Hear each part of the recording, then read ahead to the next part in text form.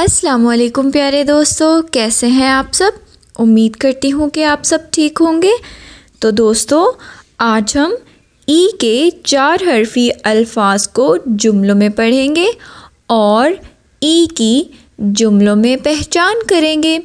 तो चलें दोस्तों, मेरे साथ मिलकर ई की जुमलों में पहचान करें। ये रोटी गोल है। ये रोटी गोल है। ये रोटी गोल है। मानो सोती है। मानो सोती है। मानो सोती है। ये मेरी बाजी है। ये मेरी बाजी है। ये मेरी बाजी है।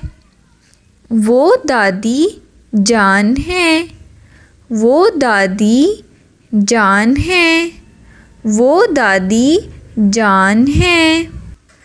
टॉफ़ी लाल है। टॉफ़ी लाल है। टॉफ़ी लाल है। बाजी गाड़ी में है। बाजी गाड़ी में है। बाजी गाड़ी में है।